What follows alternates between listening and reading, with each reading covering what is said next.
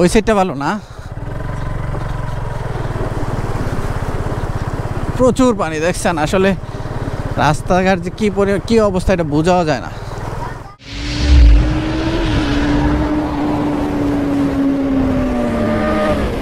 আসসালামু আলাইকুম, welcome to my YouTube channel motorcycle A to Z BD। আজকে bike ride করতে চলে আসছি একদম একটা অফরোডিংয়ে। বাইক রাইড করতে হলে আপনাকে বাইক রাইডিংয়ের কী কৌশল অবলম্বন করতে হবে এবং আপনি কিভাবে বাইকটা রাইড করবেন, আজকের ভিডিও থেকে আশা করি ক্লিয়ার হবেন। সম্পূর্ণ ভিডিওটা দেখবেন, তাহলে এরকম ভাঙাচোরা রাস্তায় এবং যেসব রাস্তায় পানির নিচে ডুবে থাকে ওইসব রাস্তায় আপনি কিভাবে বাইক রাইড করবেন সম্পূর্ণ একটা ক্লিয়ার ধারণা পেয়ে যাবেন। আর আমার চ্যানেলে বাইক রাইডিং নিয়ে বিভিন্ন ধরনের টিপস আমি দিয়ে থাকি, বাইক রাইডিং এর বিভিন্ন কৌশল শেয়ার করে থাকি।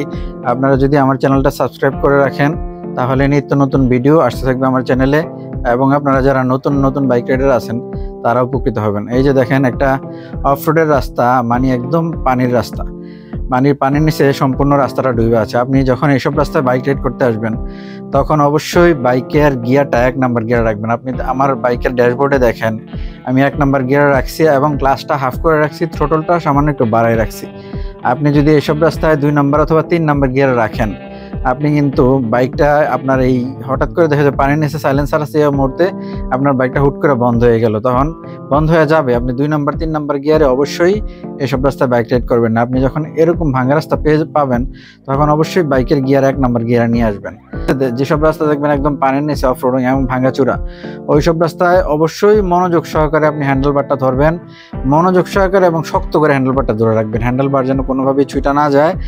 আর দেখেন যে আর আমার এই যে বাইকের গতি গিয়ার রাখছি 1 নাম্বার গিয়ার, 1 নাম্বার গিয়ার রাখা বাইকের থ্রোটলটা কিন্তু আমি বাড়াই রাখছি একটু। বাইকের থ্রোটলটা একটু বাড়াই রাখবেন যেন বাইকের ইঞ্জিন পাওয়ার সাপ্লাই করে, পিছনের চাকায় ভালো মতো পাওয়ার সাপ্লাই করে। এবং বাইকের ক্লাচটা ওই সময় কিন্তু ফুল ছেড়ে রাখবেন না। আপনি যদি ওই সময় বাইকের ক্লাচটা ফুল ছেড়ে রাখেন সেক্ষেত্রে বাইকের স্টার্টটা বন্ধ হয়ে যেতে পারে। আর এরকম পানির নিচে সাইলেন্সার ডুব অবস্থায় আপনার যদি কোনো কারণে বাইকের স্টার্ট বন্ধ হয়ে যায়, সাইলেন্সারের মধ্যে যদি পানি চলে যায়, পরবর্তীতে কিন্তু আপনার বাইক স্টার্ট করতে অনেক প্রবলেম হবে।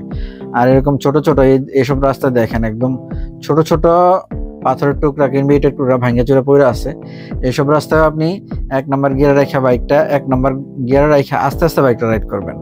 আপনি কখনো এসব রাস্তায় দ্রুত গতিতে বাইক রাইড করতে যাবেন না। কোনো কারণে সামনে কিছু যদি আপনি চলে আসে, আপনি যদি ব্রেক করেন, তখন দেখা গেল ব্রেকটা ঠিকমতো কাজ করলো না, বাইকটা ছেঁচড়াই গেল, আপনি কিন্তু কায় থেকে পড়ে যাবেন এবং একটা দুর্ঘটনার শিকার হবেন। আর দেখতেছেন রাস্তার কি অবস্থা, পুরোটা রাস্তায় ভাঙ্গা এবং পুরো রাস্তাটাই অফরোডিং।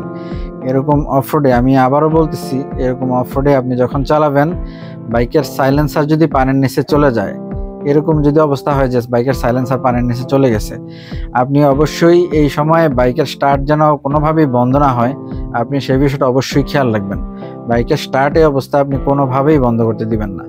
আপনি বাইকের স্টার্ট বন্ধ না হওয়ার জন্য আপনার যেটা করতে হবে, বাইকটা অবশ্যই 1 নাম্বার গিয়ারে রাখতে হবে এবং ক্লাচটা হাফ ক্লাচ কইরা আপনি থ্রোটলটা অ্যাক্সিলারেটর, যেটা থ্রোটল অথবা অ্যাক্সিলারেটর, এটা একটু বাড়ায় রাখবেন।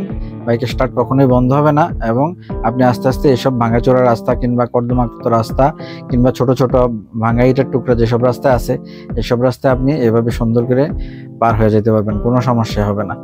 তো আশা করি ভিডিওটা বুঝতে পারছেন যে আপনারা এরকম ভাঙাচোরা রাস্তায়, অতিরিক্ত ভাঙা রাস্তায় কিংবা অফরোডিংয়ে কিংবা এরকম কর্দমাক্ত রাস্তায় কিংবা যে রাস্তাটা একদম সম্পূর্ণ পানির নিচে চলে গেছে, এইসব রাস্তায় আপনি কিভাবে বাইক রাইড করবেন এবং কিভাবে বাইক রাইড করলে আপনার বাইকের স্টার্টটা বন্ধ হবে না এবং আপনি নির্বিঘ্নে এসব রাস্তা পার হয়ে যেতে পারবেন। তো ঠিক আছে, সবাই ভালো থাকেন। যারা ভিডিওটা দেখলেন আমার চ্যানেলটা সাবস্ক্রাইব করে দিবেন এবং অবশ্যই লাইক কমেন্টের মাধ্যমে আমাকে সাপোর্ট করবেন। আপনাদের এই সাপোর্ট এবং লাইক কমেন্ট কিন্তু আমাকে উৎসাহ যোগায় নতুন ভিডিও আপনাদের মাঝে দেওয়ার জন্য। তো আজকের ভিডিওটা এ পর্যন্তই, সবাই ভালো থাকেন, আসবো অন্য কোনো ভিডিও নিয়ে। আল্লাহ হাফেজ।